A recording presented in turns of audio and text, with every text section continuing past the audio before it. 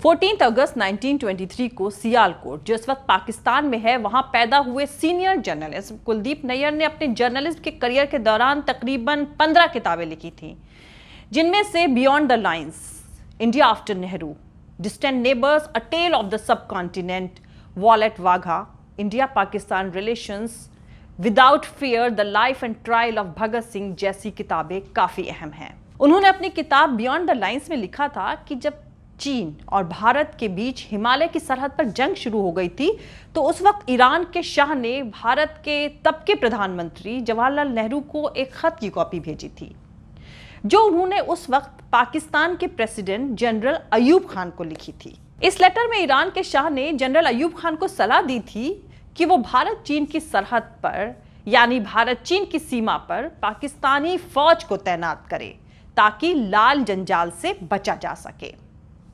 मतलब ईरान के शाह ने पाकिस्तान के प्रेसिडेंट जनरल अयूब खान से भारत की मदद करने को कहा था। बाद में अयूब खान ने अपने एक बयान में कहा था कि भारत चीन जंग के दौरान पाकिस्तान का इन हालात का फायदा न उठाना पाकिस्तान की दरियादिली के साथ साथ भारत की एक तरह से मदद भी है। कुलदीप नैयर ने मोहम्मद अली जिन्ना के साथ लाहौर के लॉ कॉलेज में मुलाकात करी थी और उन्होंने मोहम्मद अली जिन्ना के साथ हुई अपनी इस मुलाकात, अपनी इस बातचीत के बारे में भी लिखा था।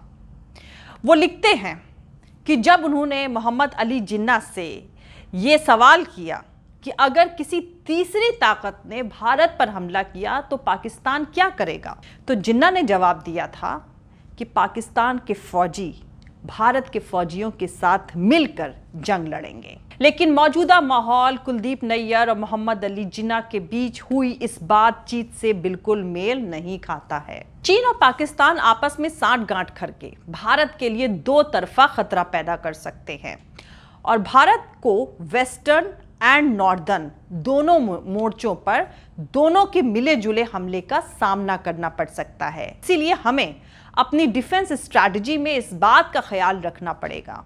चीफ ऑफ डिफेंस स्टाफ यानी सीडीएस जनरल बिपिन रावत ने यह बयान दिया है, लद्दाख के एरिया में चीनी घुसपैठ के मद्देनजर पाकिस्तान को लेकर। सीडीएस जनरल बिपिन रावत का दिया यह बयान काफी अहम है, क्योंकि भारत और चीन के बीच तनाव पीक पर है और इसी बीच डिफेंस मिनिस्टर राजनाथ सिंह दूसरी बार रूस पहुंचे हैं, जहां उन्होंने चीन के डिफेंस मिनिस्टर वेई फेंगे के साथ मुलाकात की। इंडियन मीडिया में कहा जा रहा है कि इस मुलाकात की रिक्वेस्ट चीन के डिफेंस मिनिस्ट्री की तरफ से करी गई थी, लेकिन इंटरनेशनल मीडिया में जो खबरें हैं उनके हिसाब से भारत रूस को समझा बुझाकर चीन से मामला हल कराने की कोशिश कर रहा है। सूत्रों के मुताबिक भारत चाहता था कि अमेरिका बयान जारी करे कि चीन का भारत पर हमला अमेरिका पर हमला माना जाएगा, लेकिन अमेरिका ने कह दिया है कि वो भारत और चीन के मामले में सुलह करवाने की कोशिश कर सकता है। इसीलिए अब चीन को मनाने के लिए defence minister Rajnath Singh Iran जाने वाले हैं, ऐसी खबर आ रही है। ईरान के रिश्ते इस वक्त भारत से बेहद खराब हो चुके हैं, जबकि ईरान के मामलात चीन, रूस, तुर्की और पाकिस्तान से बहुत गहरे हो गए हैं। रूस हर वक्त ईरान के साथ अमेरिका और इजराइल गठजोड़ के सामने खुलकर खड़ा रहते आया है और इन सब हलचलों के दौरान पाकिस्तान, भारत और चीन के बीच होने वाली सरगर्मियों को बहुत गौर से देख रहा है। तो अब आपको यहाँ पर एक बहुत अहम बात बता दूं कि गलवान घाटी में जिस जगह भारतीय और चीनी सैनिकों के बीच झड़प हुई थी, जिसमें तकरीबन 20 भारतीय सैनिक शहीद हुए थे, वो जगह इस पूरे एरिया के लिए बेहद अहम है, क्योंकि यहाँ आकर भारत, चीन और पाकिस्तान की सरहदें मिलती हैं और इसीलिए चीन और भारत के बीच जारी तनाव के इस माहौल के बीच chief of defence staff general Bipin Rawat के साथ साथ और बहुत सारी नजरें पाकिस्तान पर टिकी हुई हैं। अब आप लोग को यहाँ पर मैं एक बहुत अहम बात बताना चाहती हूँ कि 1961 में चीन के सैनिक तिब्बत और सेकियांग की सरहद से भारत के इलाके में दाखिल हुए थे और अक्साई चीन के इलाके पर कब्जा करने में कामयाब हो गए थे। लेकिन इससे एक साल पहले यानी 1960 में भारत के chief of army staff general PN Thapar ने सरकार को एक लेटर लिखा था। उस खत में उन्होंने लिखा था कि भारत के पास जंग के लिए जरूरी साजो सामान इस कदर बुरी हालत और इतनी कम तादाद में है कि चीन और पाकिस्तान में से कोई भी उन्हें शिकस्त देकर भारत में दाखिल हो सकता है। ये मैं 1960 की बात आपको बता रही हूं और अब 2020 आ चुका है, पर आज भी जंग और फौजी मामलों के जानकार भारत को ताकत के लिहाज से चीन के मुकाबले कमजोर मानते हैं। और यही वजह है कि भारत और चीन के बीच चल रही सरगर्मियों के इस माहौल में पाकिस्तान की तरफ काफी गौर से देखा जा रहा है और यह माना जा रहा है कि अगर भारत और चीन के बीच जंग होती है तो पाकिस्तान की तरफ से भी मोर्चा खुल जाएगा। लेकिन दोस्तों, मानने में और हकीकत में बहुत फर्क है। इसलिए भारत पाकिस्तान और भारत चाइना के बीच हुई जंगें जो इतिहास के पन्नों में दर्ज हैं, उनको खंगाल कर जानेंगे कि कब, क्यों और किस लिए और किसने किसका साथ दिया था। लेकिन उससे पहले जो लोग मेरे इस चैनल पर नए हैं वो हमारा YouTube channel political Tamasha with doctor Arshi को सब्सक्राइब करके वहां पे लगी बेल आइकॉन को जरूर दबा दें ताकि आप लोग को मेरे आने वाले हर वीडियो की अपडेट्स मिलती रहे। और दोस्तों, अगर आपको हमारा काम पसंद आता है, हमारे वीडियोस पसंद आते हैं तो www.patreon.com Dr. अर्शी खान पर जाकर डोनेट करके आप हमारे काम को सपोर्ट कर सकते हैं। तो चलिए शुरू करते हैं। तो दोस्तों, 1962 में चीन भारत के बीच जंग हुई थी और पाकिस्तान ने इस दौरान खामोश डिप्लोमेसी इख्तियार कर ली थी। इसके बाद साल 1965 में भारत और पाकिस्तान की जंग हुई थी जिसमें चीन ने पाकिस्तान का साथ दिया था। उस वक्त हालांकि अमेरिका के साथ पाकिस्तान का सुरक्षा समझौता यानी सिक्योरिटी एग्रीमेंट था, लेकिन इसके बावजूद अमेरिका ने भारत का साथ दिया था, जबकि चीन से पाकिस्तान की नई दोस्ती की शुरुआत हुई थी। इसलिए पाकिस्तान को चीन का साथ मिलना अहम माना जाता है। फिर उसके बाद आया साल 1968। दरअसल पाकिस्तान के पेशावर से तकरीबन 6 किलोमीटर दूर साउथ में एक इलाका है, बड़ी बेर। इस इलाके को तकरीबन 1959 से लेकर 1970 तक अमेरिका ने सोवियत यूनियन के खिलाफ जासूसी के लिए इस्तेमाल किया था।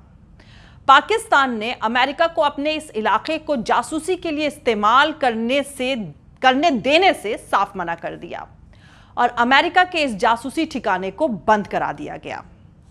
पाकिस्तान के इस कदम से चीन खुश हुआ और साथ ही साथ सोवियत यूनियन भी। उसके बाद सोवियत यूनियन ने पाकिस्तान को एशियाई सुरक्षा यानी एशिया सिक्योरिटी समझौते में शामिल होने का इनविटेशन भी दिया था, लेकिन पाकिस्तान ने इसे टाल दिया क्योंकि पाकिस्तान चीन के साथ अपनी दोस्ती बिगाड़ना नहीं चाहता था। तो उसके बाद आया साल 1971। इसमें पाकिस्तान ने अमेरिका और चीन के बीच बातचीत शुरू करने में चीन की मदद करी, जिससे चाइना को उस वक्त के माहौल में जो इंटरनेशनल आइसोलेशन की दिक्कत पेश आ रही थी उससे चाइना को राहत मिली।